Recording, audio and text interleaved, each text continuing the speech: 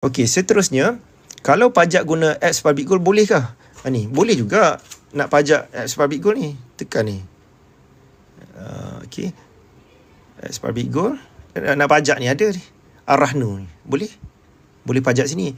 Cuma, tuan-puan kena buat perbandingan charge Ar-Rahnu ni. Kalau setahu saya kalau tuan-puan keluarkan emas fizikal, pergi pajak dekat banyak tempat lain lagi lah, banyak option boleh pilih. Ada yang tempat yang kos pajakan lebih murah dan lebih fleksibel. Kalau pajak dalam Gap ni, dia maksimum dia 6 bulan je.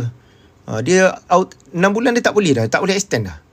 Tapi kalau dekat emas fizikal, pergilah dekat KDE ke, Pos Ar-Rahnu ke, saya tak pasti Pos Ar-Rahnu terima ke, Yapim ke apa ke, Ar-Rahnu Exchange, dia lebih fleksibel.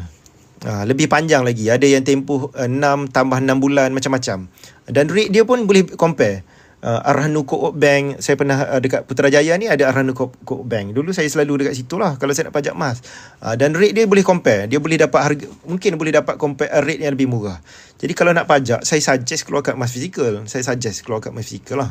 Dan pergi pajak dekat Ar-Rahnu yang paling dekat sekali. Dengan rumah, siapa ni? Saya tak pasti nama siapa ni.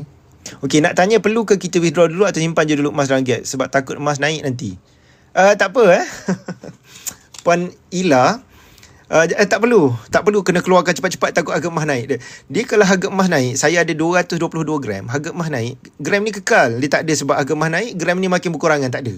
Nak keluar kena top up lagi untuk beli lagi harga sebab harga emas naik, tak ada. Okay, dan charge dia nak keluarkan emas ni, bila tekan ni dia ada charge premium. Ini fix tau, RM15 ni fix. Ini kos nak cetak emas ni. Lagi besar item emas, lagi kos cetak per gram tu lebih murah. Contoh bunga emas. Tengok, sekeping yang ni RM20, RM15. Jadi tak perlu bimbang, kita tak perlu kejar. Sebab tu bagusnya akaun emas Gap. Kita tak ada bajet, besar.